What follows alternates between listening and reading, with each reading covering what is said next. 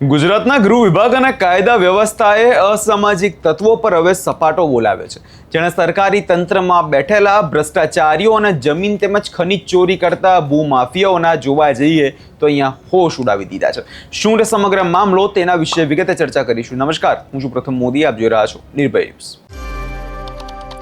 સુરેન્દ્રનગરમાં ભૂમાફિયાઓ છેલ્લા ઘણા સમયથી બેફામ બન્યા છે। આપણે રોજબરોજ આવા સમાચાર સાંભળતા હોઈએ છીએ કે ભૂમાફિયાઓના અડ્ડા પર અત્યારે નાયબ કલેક્ટર એસટી મકવાણા દ્વારા તવાઈ બોલાવવામાં આવે છે। એમાં ક્યાંક ને ક્યાંક હવે સિસ્ટમમાં બેઠેલા જે ભ્રષ્ટાચારી લોકો છે તે અહીંયાનું સૌથી મોટું જે છે કારણ છે।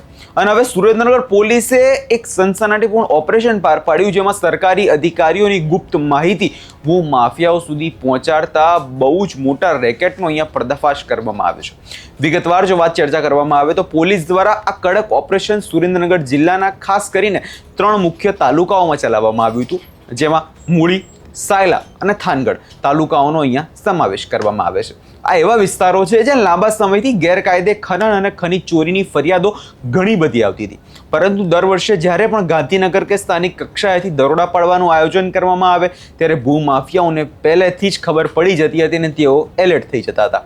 પોલીસની પ્રાથમિક તપાસમાં હવે એવો ખુલાસો થયો કે પકડાયેલા 40થી વધુ જે શખ્સો છે તે સોશિયલ મીડિયાના પ્લેટફોર્મ એટલે કે વોટ્સઅપ પર ખાસ ગુપ્ત ગ્રુપો બનાવ્યા હતા।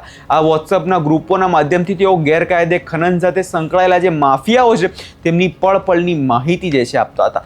કયા અધિકારી ક્યારે નીકળે છે, કઈ ગાડી કઈ તરફ જઈ રહી છે અને કયા વિસ્તારમાં ખાણ ખનીજ વિભાગ કે પોલીસ રેડ પાડવાની છે, આ તમામ ગુપ્ત માહિતી ડિજિટલ માધ્યમથી લીક કરવામાં આવતી હતી, જેથી કરીને જ્યારે દરોડા પાડવા જ્યારે ઘટના સ્થળે અધિકારીઓ પહોંચે ત્યારે માફિયાઓ સાધન સામગ્રી લઈને એ જગ્યાએથી રફુ ચક્કર થઈ જતા હતા। આ માફિયાઓનું નેટવર્ક એટલું વ્યવસ્થિત અને ખતરનાક હતું કે તેઓ સરકારી અધિકારીઓની રીતિસરની રેકી પણ કરતા હતા કે હાઈવે પર કચેરીઓની બહાર અધિકારીઓના નિવાસસ્થાનની આસપાસ શખ્સોની વોચમેન ગોઠવવામાં આવતી હતી। અધિકારીઓની તમામ ગતિવિધિઓ પર ખૂબ નજર રાખવામાં આવતી હતી। કોઈ પ્રાંત અધિકારી, મામલતદાર કે પોલીસ વડાની ગાડી ઓફિસમાંથી બહાર નીકળે એટલે તરત જ વોટ્સએપ ગ્રુપમાં મેસેજ વાયરલ થઈ જતો કે સાહેબ હવે નીકળ્યા છે, ચેતીને રહેજો। હવે આ ગ્રુપનો જે પર્દાફાશ કરવામાં આવ્યો છે એ મામલાને લઈ પોલીસ દ્વારા શું કહેવામાં આવ્યું છે, અહીંયા તે સાંભળી લઈએ। पुलिस जियोलॉजी डिपार्टमेंट या रेवेन्यू डिपार्टमेंट जब भी इलीगल माइनिंग यानी इलीगल खान खनीज का काम होते हुए उसकी रेड के लिए जाता था तो ये अक्सर ये प्रॉब्लम पाई जाती थी कि बहुत सारे व्यक्ति पान के गल्ले वाले, होटल वाले वॉच पे रहते थे और पुलिस की लाइव लोकेशन एक दूसरे के साथ शेयर करते थे, जिसके कारण पुलिस की हर एक रेड, पुलिस चाहे रेवेन्यू या जियोलॉजी डिपार्टमेंट, उनकी हर एक रेड सक्सेसफुल नहीं हो पाती थी और ये मतलब अड़चन डालते थे पुलिस की कार्यवाही के अंदर। तो मूली, सायला और थानगढ़ पुलिस स्टेशन ने कंबाइन एक ऑपरेशन किया जिसमें वह सभी व्यक्ति है जो शंकास्पद है या फिर जो एक्टिवली ये रोल निभा रहे थे व्हाट्सएप ग्रुप्स के अंदर या फिर ऑडियो कॉल, वीडियो कॉल, जिसके भी द्वारा ये जो ये ऑपरेट कर रहे थे नेटवर्क, जिसमें जो पब्लिक सर्वेंट है, सरकारी कर्मचारी, उनकी लाइव लोकेशन शेयर करने का काम कर रहे थे, उन सभी व्यक्तियों को यहाँ पे लेकर आया गया है और कड़क तरीके से ब्रीफ किया गया है कि अगर उनकी ये एक्टिविटी कंटिन्यू रहेगी तो इनके खिलाफ और भी ज़्यादा सख्त कार्रवाई की जाएगी। इसके साथ साथ मैं सुरेंद्रनगर पुलिस की तरफ से उन सभी को ये मैसेज देना चाहती हूँ जो यहाँ पे आज लाए नहीं गए हैं लेकिन वो पुलिस की लोकेशन शेयर करते हैं। ये मैं क्लियर तरीके से बता देना चाहती हूँ कि ऐसे कोई भी दुकानदार, पान के गल्ले वाले, चाय की दुकान वाले, होटल वाले, नाई की दुकान वाले, टायर पंचर वाले ये काम करते हैं या फिर सपोर्ट करते हैं जिनको या उनको जगह देते हैं बैठने के लिए, उनके खिलाफ पुलिस की सख्त से सख्त कार्रवाई की जाएगी। अभी मैडम कितने लोगों के सामने कार्रवाई? अभी 42 लोगों को यहाँ पर बुलाया गया है और उन सबके खिलाफ कार्रवाई की जाएगी। इन्होंने कितने ग्रुप बनाए थे अलग-अलग? इनके काफी सारे व्हाट्सएप ग्रुप थे, कभी कुछ लोग तो एक जना 5-5 ग्रुप के अंदर भी हाजिर थे।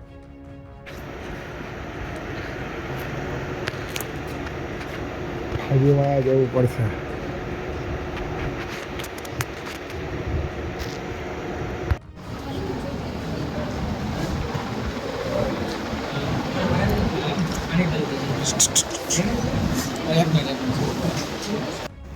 भाई हाथ नीचे कर किशन बेकू नाम है से આનો મોબાઈલ ક્યાં છે આનો?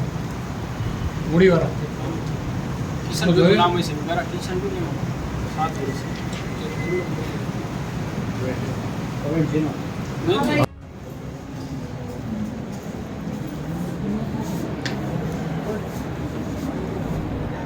તડકો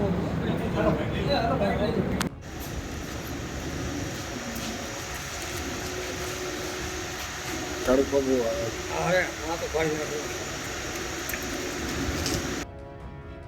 આ વખતે પ્રશાસન અને પોલીસ સંપૂર્ણ પ્લાનિંગ સાથે મેદાને ઉતર્યું. ભૂમાફિયાઓના નેટવર્કને તોડી પાડવા માટે સુરેન્દ્રનગર જિલ્લાના ઉચ્ચ પોલીસ અધિકારીઓ આગેવાનોનું મેગા ઓપરેશન જે છે કરવામાં આવ્યું હતું, જેમાં સમગ્ર ઓપરેશનમાં સુરેન્દ્રનગરના એએસપી, લીંબડી અને ચોટીલાના ડીવાયએસપી અને ઉચ્ચ આઈપીએસ અને જીપીએસ અધિકારીઓનો સમાવેશ કરવામાં આવે છે, જે મોનિટરિંગ સાથે જોડાયા હતા.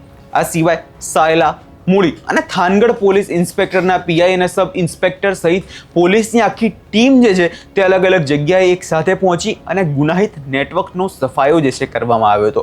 હજુ પોલીસ તપાસમાં એ પણ કદાચ આગળના દિવસોમાં બહાર આવી શકે છે કે આ નેટવર્ક પાછળ કયા મોટા ગજના રાજકીય કે વહીવટ માથાઓનો સમાવેશ છે, કાં તો તેમનો આશીર્વાદ છે. કેમ કે જે પ્રકારે હજુ ખાલી માત્ર 40 લોકો પકડવામાં આવ્યા છે, હજુ ઘણા મોટા લોકો પણ આ મામલે બહાર આવી શકે છે. આ વિષયમાં તમારો શું અભિપ્રાય છે અમને કમેન્ટ કરી ચોક્કસથી જણાવજો અને અમારી ચેનલ નિર્ભય ન્યૂઝને લાઇક, શેર અને સબસ્ક્રાઇબ કરવાનું ભૂલશો નહીં.